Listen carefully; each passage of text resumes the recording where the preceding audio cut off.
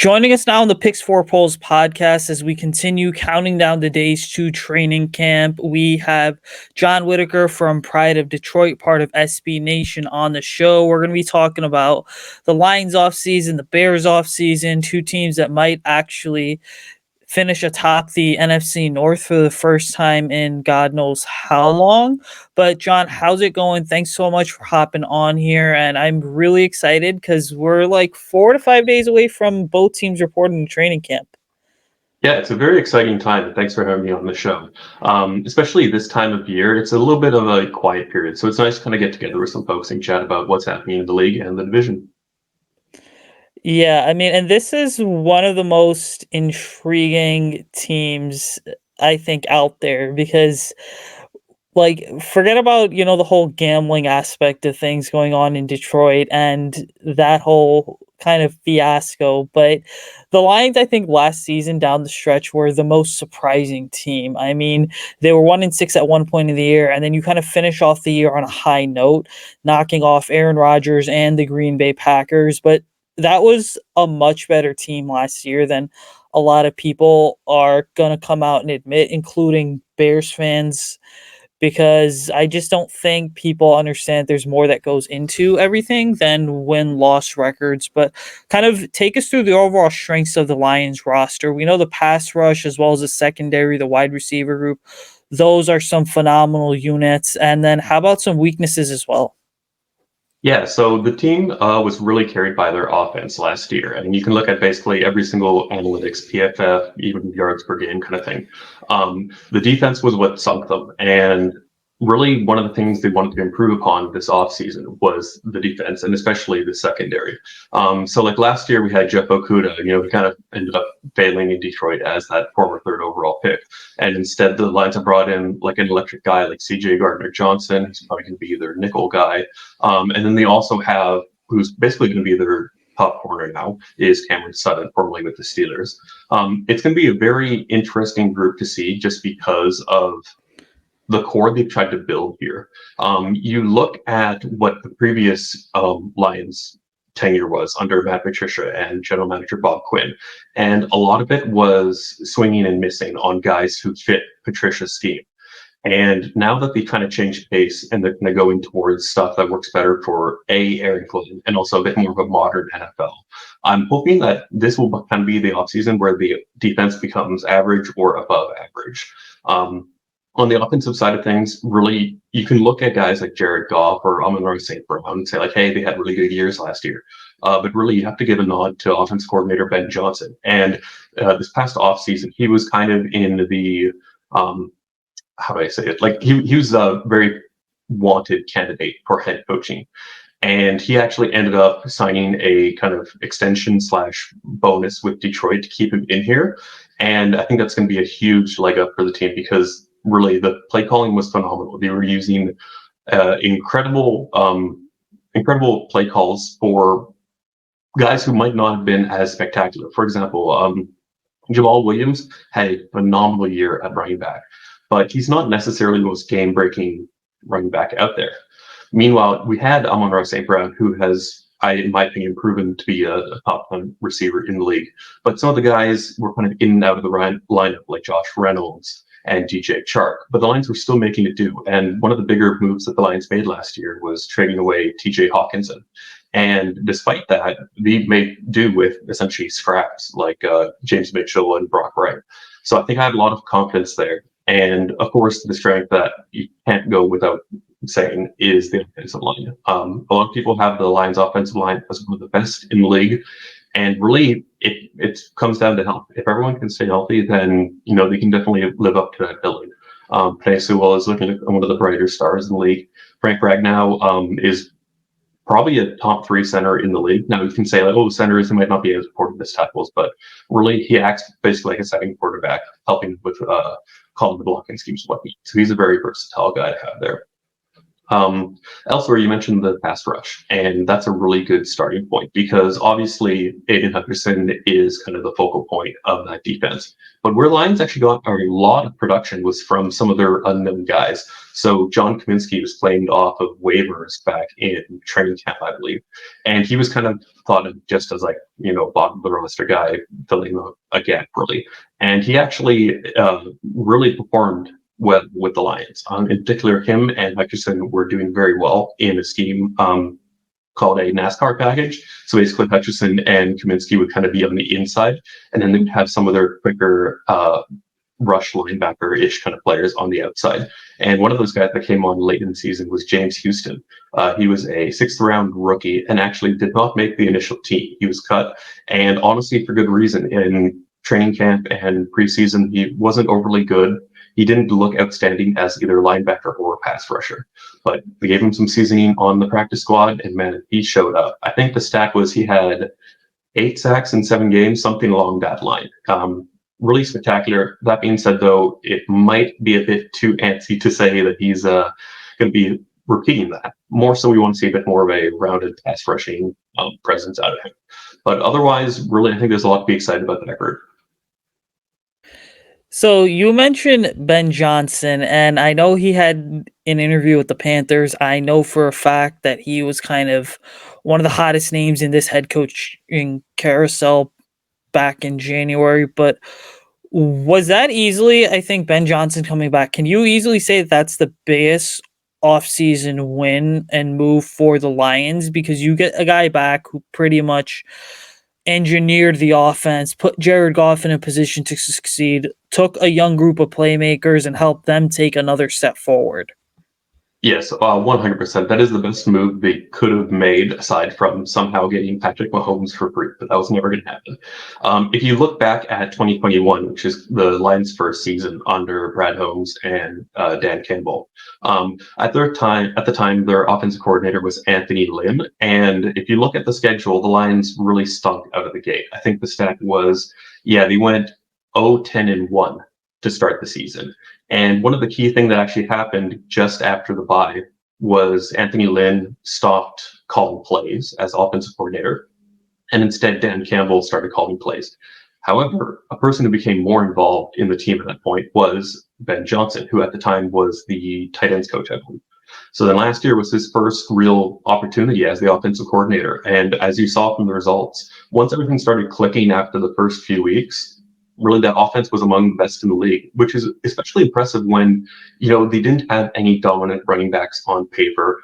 They had St. Brown, but, Jameson Williams was out for essentially the first half of the season as he was recovering from a college injury.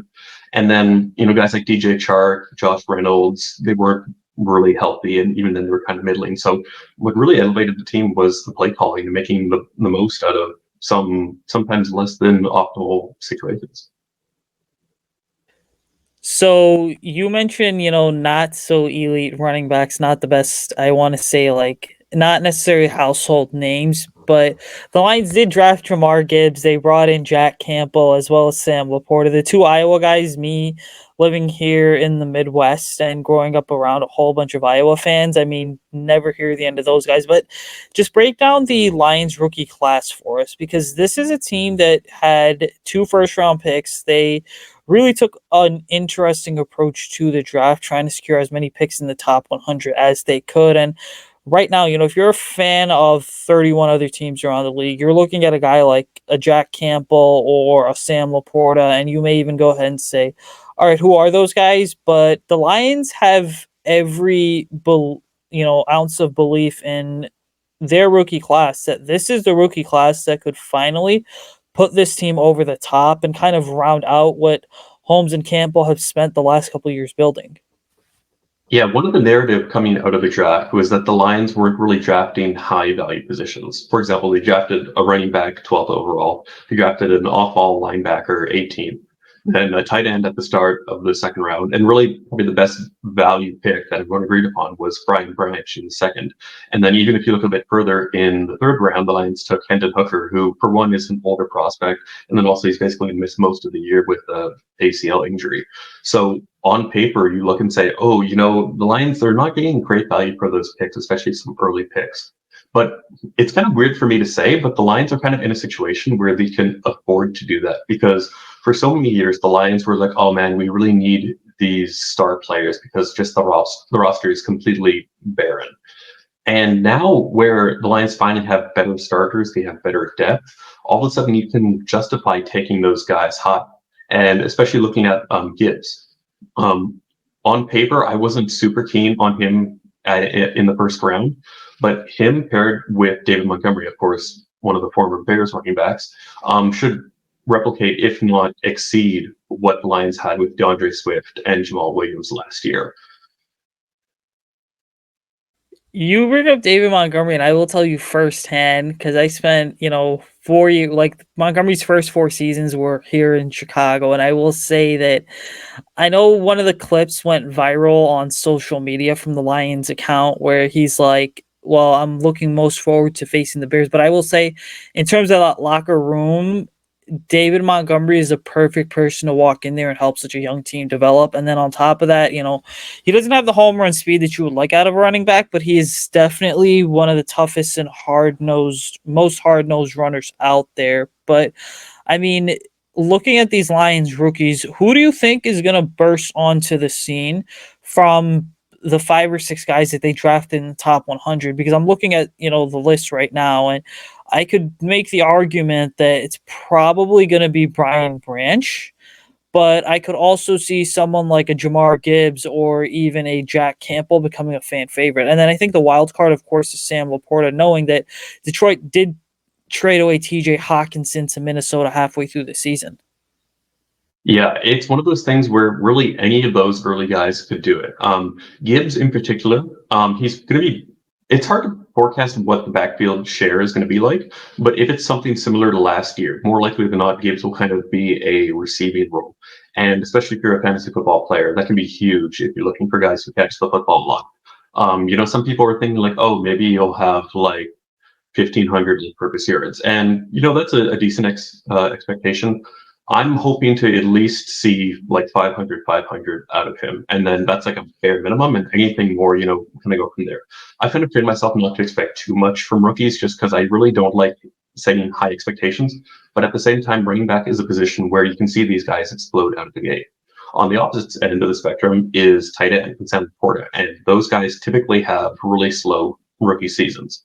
That being said, Laporta's in a very interesting situation where he's unquestioned the best tight end on the team after trading away Hawkinson. However, he might not be that tight end one right away.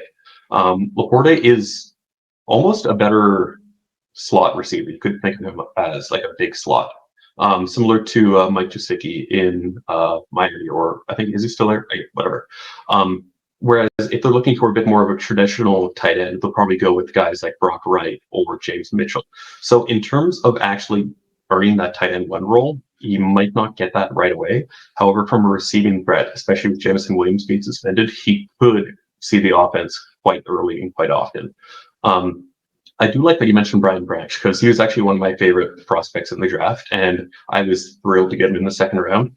However, for him starting in Detroit, it might be a bit tricky just because of how greatly the defense has been revamped, because he's considered a safety, but he's more of a nickel guy, whereas CJ Gardner-Johnson is basically his parent. He does the exact same thing, just he has more experience. So I think long term, especially with a Gardner-Johnson under a 1-year contract, more likely than not, he'll kind of be waiting in the wings, and then probably next year and then the year beyond, he'll kind of develop into that role. That being said, if injuries do happen, maybe Gardner-Johnson steps back into a more traditional safety role, and then you slot in a guy like Branch there. So there's a lot of versatility with him, and I think that's one of the highlights of him being selected. The other guy you did mention was Jack Campbell, and right now our unquestioned starter at off-ball linebacker is Alex Anzalone. But really beyond that, it's basically between Campbell, Derek Barnes, and I don't know if you watch Hard Knocks, but the cowboy Malcolm Rodriguez. So really, any of those three young guys could earn a role besides Anzalone. So really, that's something we'll kind of see what happens. All of those guys are athletic. They all have a lot of potential. I think the question is who shows it first and who shows it more consistently during training camp and preseason. See, that to me, there signals that I mean, we know it's one of the younger rosters in the league. We know that this is a team that's hungrier than ever to prove itself, but there is so much competition that is going to be worth watching when the Lions report to training camp next week. But what are some key storylines that people around the league, people that are listening to this podcast, need to know when it comes to the Detroit Lions beyond just, hey, this is a team that's ready to take another step forward, and what is a wide open division? Yeah, I think really the biggest thing is you need to see Jared Goff repeat his honestly quite excellent 2022 campaign. I mentioned that comes down to having Ben Johnson back, but also the offensive line. The Lions have invested so many assets into the offensive line. I think they have 4 first-round picks on the offensive line right now. Obviously, some of those are carryover from the previous regime. Still, this is a unit that, if it's healthy, it can be one of the better units. And honestly, it needs to be one of the better units because Jared Goff, I don't want to call him skittish, but he's a guy who has trouble with confidence. And if he gets rattled sometimes, like when you see him making dumb mistakes, and we saw that a lot in 2021, his first year here in Detroit. Whereas last year, the offensive line was holding up quite well, and then he was given time to make plays downfield. If the offensive line can stay healthy, that'll be key. And right now, all 4 offensive line spots are locked in except for right right guard. And so that's going to come down to Halapuli Vaitai and newly acquired Graham Glasgow, who was formerly with the Lions.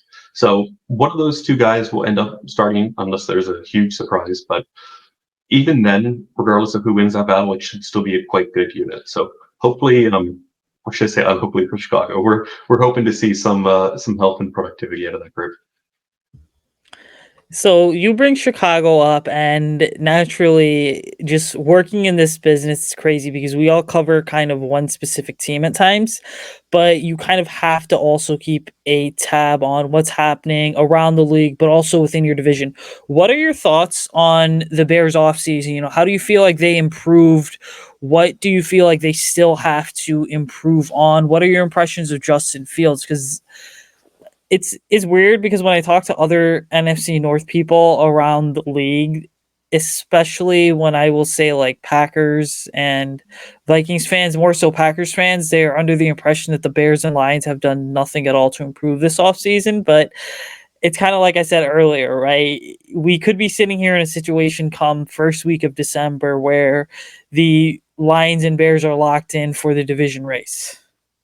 Yeah, and I think the 2023 Chicago Bulls are actually very similar to where the Lions were entering last year because you guys were basically coming off a, dare I say, dumpster fire season. And I think the Lions had made a lot of kind of under the radar offseason moves, and I think the Bears have done that too. Now, one of the less off the radar moves was obviously trading for DJ Moore. Now, that alone should help out Justin Fields, who I was a huge fan of Fields coming out in the draft. And really, what he's done with his legs has been phenomenal, but he needed help with his receiving core. And that was similar to what happened with the Detroit Lions in 2021. They had Jared Goff, but they essentially had no one for him to really rely upon. At the time, we had a rookie, Amon St. Brown, who wasn't heavily involved in the offense. And I guess really Chicago had a similar thing where at the time you guys had really like Chase Claypool and I believe Mooney was hurt too. And so those are some guys who are, in my opinion, pretty talented, but you needed to find that good environment for them. And I think having a really bona fide number 1 receiver like Moore will be great because then Mooney can be your slot guy. Chase Claypool can be your 2 guy, and really that's shaping up for a lot of good targets. And the other thing Chicago really needed to improve upon was that offensive line because when you have a rookie quarterback and they have a bad offensive line, that teaches them bad habits. The panic, and especially for a guy like Fields who can make some noise with his legs, you might think like, oh, the offensive line is going to break down really quick. I have to quickly look off my read and then bolt. Whereas now that Chicago is honestly putting together a really promising offensive line. Now, obviously, you have some young guys up there like Tevin Jenkins. One of the things that my fellow Lions writers at Pride and Detroit were actually hoping for was Darnell Wright. They really liked him in the draft. And so to see him go to Chicago was a bit upsetting for a few of them. And really, if that offensive line can play like the talent they can, Chicago can really turn itself into a pretty good offense.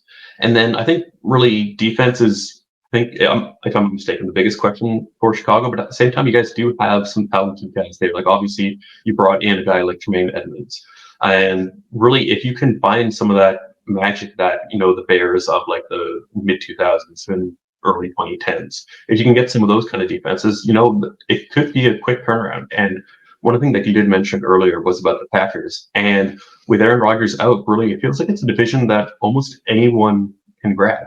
And I think it's very easy to dismiss the Chicago Bears, but I think that's a mistake.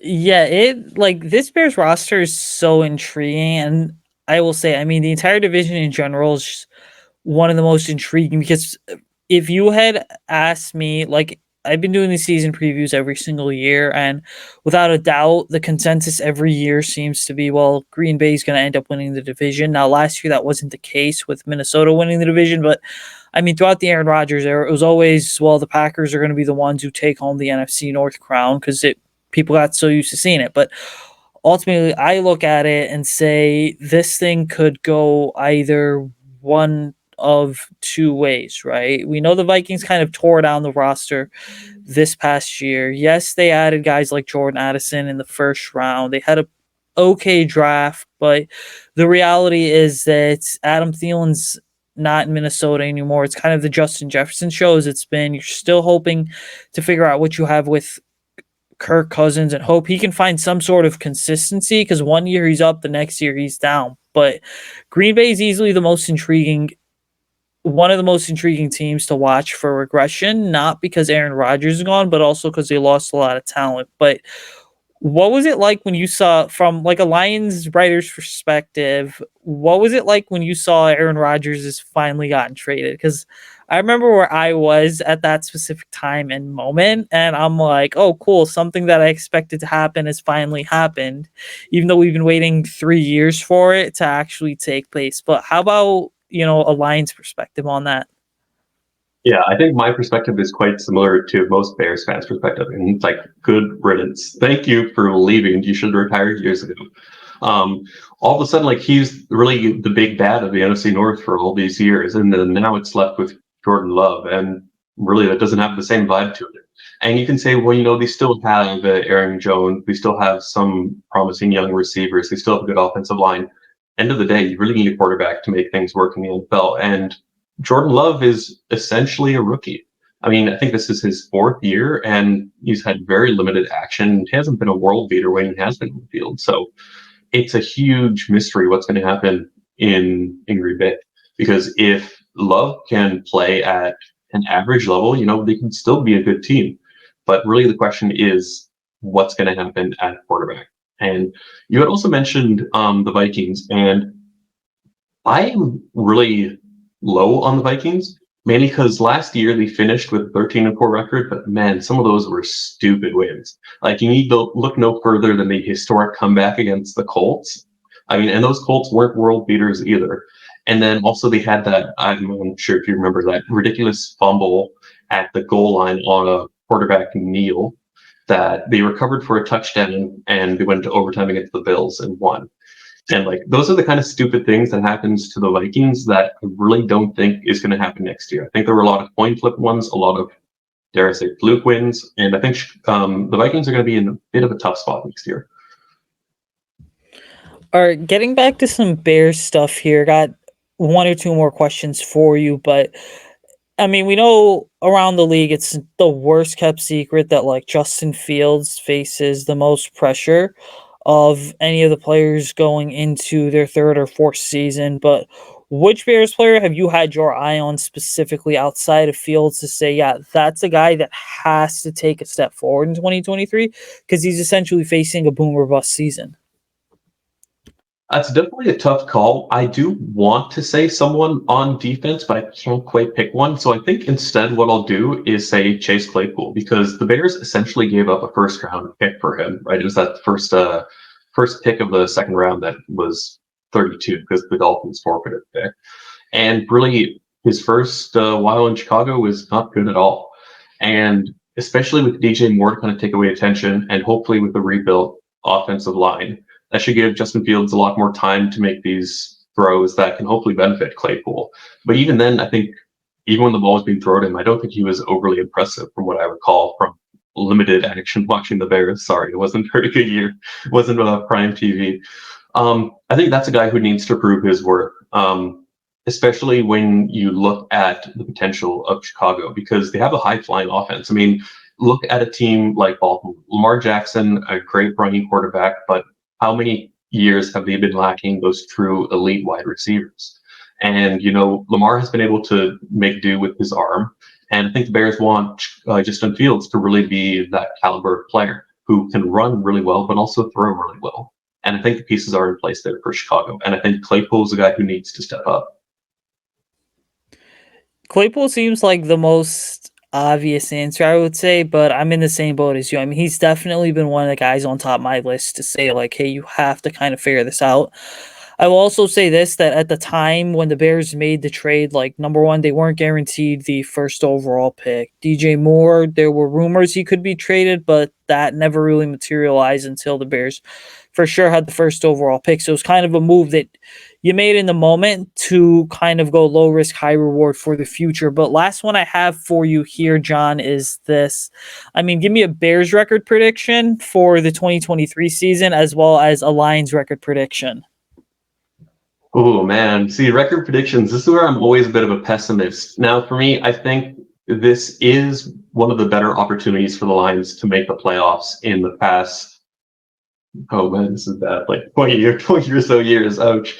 I think the Lions. I would put them at maybe like 11 wins or so.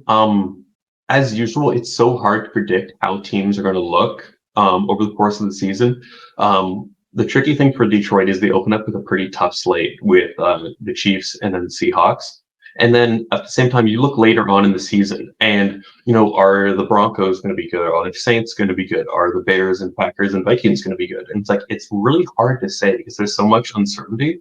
So I think the Lions have enough talent, and hopefully, if that talent plays well, I think they can hit 11 or so wins.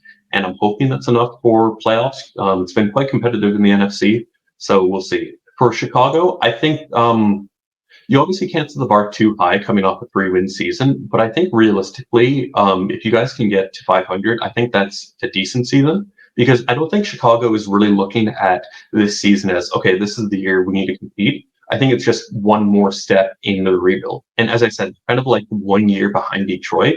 And so for them to basically hover around 500, similar to what the Lions did last year, I think that's good. If anything, Chicago, they need to show some of the more fundamental stuff. Can Justin Fields elevate his game as a passer? Can the offensive line step up? Can the defense step up? And really, if you can get a few shining examples out of that, I think that can definitely be some good promise for Chicago. John, this has been awesome. Where can people follow you, keep up with your work, and just, read your stuff throughout the season? Yeah, so I write for prideofdetroit.com with SB Nation. So simply just prideofdetroit.com. Nice and easy. You can find us on Twitter, Pride of Detroit. And for me personally, my Twitter is, or Twitter should, as long as it lasts for, is Whiticar, Whiticar. Not really on Threads right now. I have an account, but I'm not sure if that's going to be a thing. So we'll just stick to Twitter. That's where most of my hot takes and dumb comments and memes are. So if you want to get some insight and maybe have a laugh or two, you can always stop by and hopefully we'll provide a bit of entertainment and knowledge for you. Absolutely. Thanks so much again for doing this. You're welcome on the show at any time. Yeah, thanks for having me.